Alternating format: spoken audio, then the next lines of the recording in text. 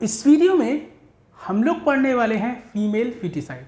तो अभी तक हम लोग कई चीज़ों की बात कर चुके हैं। लास्ट टाइम पे हमने बात करी थी अबॉर्शन की। तो मैंने आपको बताया था कि जो अबॉर्शन का केस है, लोग अबॉर्शन की टेक्निक का गलत फ़ायदा उठाते हैं। क्या करते हैं, वो जो नॉर्मल फीमेल है, होने वाली जो नॉर्मल फीमेल है, मतलब नॉर्मल फीमेल फीटस, उसको भी बॉडी से अबॉर्ट करा देते हैं। तो ये तो गलत बात है। अगर ऐसे फीमेल के फीटस की डेथ होती रहेगी तो पॉपुलेशन में फीमेल कम हो जाएंगी, मेल ज़्यादा हो जाएंगे, तो रेशियो गड़बड़ा जाएगा, एबनॉर्मलिटी कॉज हो जाएगी। लेकिन हम चाहते हैं हम इसको ठीक कर पाएँ। इसीलिए मैंने क्या बताया था, एक एक्ट आया और इस एक्ट के थ्रू इन चीज़ों पर कंट्रोल किया गया कि ऐसा ना हो कि कोई भी इसको फीमेल फीटस को मार दे। लोग की चाह थी। अब तो देखो बहुत लोग समझदार हो गए हैं, ठीक है, लेकिन पहले क्या होता था, जैसे ही उन्हें पता लगा कि होने वाला बच्चा लड़की है, फीमेल है, तो उसको अबॉर्ट करा दिया। तो आज हम उसी से रिलेटेड पढ़ने वाले एमनियोसेंटेसिस। कैसे पता लगता है कि होने वाला जो बेबी वो लड़का है या लड़की। तो देखिए, ये है एमनियोसेंटेसिस। मैंने लास्ट टाइम पर ये थोड़ा डिस्कस किया था, उसके आगे हम लोग कंटिन्यू करेंगे। तो देखिए, एमनियोसेंटेसिस क्या है। It is a foetal sex and disorder, foetal sex and disorder determination technique. Foetus के सेक्स को और उस फीटस में कोई डिसऑर्डर है उसको डिटरमाइन करने का ये एक टेस्ट है। मतलब इस टेस्ट के थ्रू हम दो चीज़ें कर सकते हैं। एक तो होने वाले फीटस का सेक्स पता कर सकते हैं, होने वाला फीमेल है या होने वाला मेल है। दूसरा हम क्या पता कर सकते हैं, उस फीटस में कोई डिसऑर्डर तो नहीं है। ठीक है, तो इन दोनों के लिए हम ऐसा करते हैं, इस टेक्निक का इस्तेमाल करते हैं। भाई ये टेक्निक बनाई इसीलिए गई थी कि हमें होने वाले बेबी के डिसऑर्डर का पता लग जाए। हो क्या रहा था कि पॉपुलेशन तो ग्रो कर रही थी, उस पॉपुलेशन के साथ साथ एबनॉर्मल बेबी भी ग्रो कर रहे थे। कुछ बेबी थे जो बर्थ से ही थैलेसीमिक थे, कुछ ऐसे थे जिन्हें बर्थ से ही phenyl ketonuria, sickle cell anaemia था। कई सारे जेनेटिक डिसऑर्डर थे और ऐसे जेनेटिक डिसऑर्डर थे जो इनक्योरेबल थे, जिनको ठीक नहीं किया जा सकता। तो उस समस्या से बचने के लिए ये टेक्निक बनाई गई कि हम पहले से ही पता कर लेंगे होने वाला जो बेबी है वो कोई एबनॉर्मलिटी लेके तो पैदा नहीं हो रहा है। तो अगर ऐसा है कोई एबनॉर्मल बेबी है तो उसको अवॉइड करा देंगे। ठीक है, साथ ही साथ सेक्स का भी डिटर्मिनेशन हो जाएगा। लेकिन लोगों ने केवल सेक्स डिटर्मिनेशन करा और उसके बिहाफ पे उसको अवॉइड करा दिया, जबकि अवॉइड कराना किस पे था, इस बेस पे, ना कि इस बेस पे। लोगों ने इस बेस पे अवॉइड कराया, वो भी फीमेल सेक्स को। ठीक है, अब ये टेक्निक काम कैसे करती है। This technique is based on chromosomal pattern.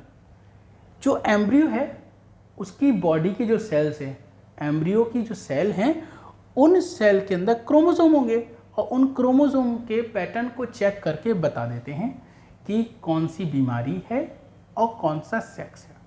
तो ये टेक्निक किस पर बेस्ड है, क्रोमोसोम पैटर्न पर। किसके क्रोमोसोम पैटर्न पर, एम्ब्रियो की सेल के क्रोमोसोम के पैटर्न पर। और ये एम्ब्रियो की सेल हम कहाँ से निकालेंगे, ये निकालेंगे एमनियोटिक फ्लूइड से।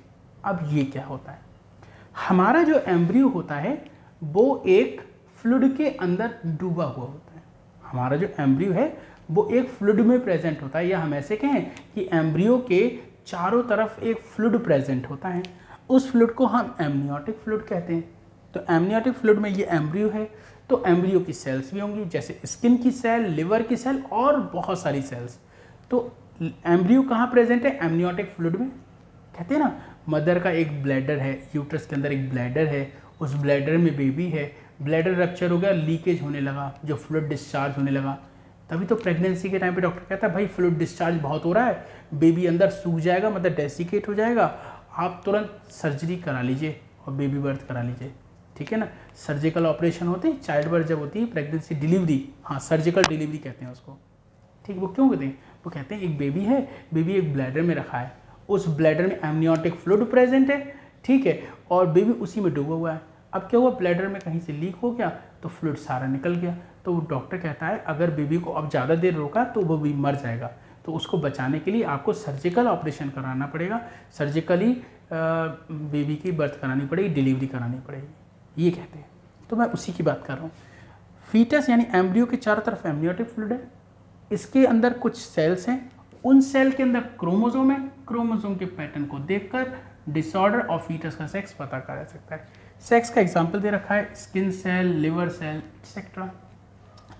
अब इससे हमें कौन कौन सी बीमारियां पता लग सकती हैं?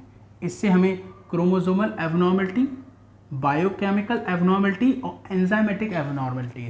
क्रोमोसोम में कोई दिक्कत है, कोई केमिकल में दिक्कत है, जेनेटिक डिसऑर्डर है, कोई एंजाइमेटिक कोई डिसऑर्डर है जैसे फिनाइलकीटोन्यूरिया, वहाँ पर एंजाइमेटिक डिसऑर्डर हो जाता है। तो इस तरह के डिसऑर्डर हमें पता करने होते हैं। तो क्वेश्चन आता है एमनियोसिंथेसिस का यूज़ बताइए, किस तरह की डिसीजेस पता करी जा सकती हैं, जेनेटिक डिसऑर्डर सारे पता करी जा सकते हैं। अब आता है इसका मिसयूज़ क्या हुआ। It is being used to kill the normal female foetus. Normal female foetus को मारने में इसका इस्तेमाल करने लगे और ये गलत है, और इसीलिए इसको लीगली बैन कर दिया, जिससे कि हम फीमेल फीटिसाइड को अवॉइड कर सकें। फीमेल फीटिसाइड मतलब जो फीमेल एम्ब्रियो है उसको मरने से बचा सकें, ठीक है ना। तो फीमेल फीटिसाइड को अवॉइड करने के लिए इसको लीगली बैन कर दिया है। तो बच्चों अब समझो, ये एक बहुत ही इंपॉर्टेंट टेक्निक है, लेकिन इसका इस्तेमाल कुछ नियम के अकॉर्डिंग ही हो सकता है, वरना आप हॉस्पिटल में लिखा देखोगे कि हमारे यहाँ जो फीटस होता है उसके सेक्स का डिटर्मिनेशन का टेस्ट नहीं होता, एमनियोसेंटेसिस क्या नहीं होता। इसीलिए क्योंकि लोग यही करते हैं, सेक्स पता करते हैं, मरवा देते हैं, अवॉइड कराने के लिए डॉक्टर पे प्रेशर डालते हैं और अपने पेशेंट पे भी डालते हैं, ठीक है। तो आई होप यहाँ तक आपको समझ में आ गया है। इसके आगे हम नेक्स्ट वीडियो में देखेंगे। थैंक यू सो मच बच्चों, bye bye, take care, have a nice day.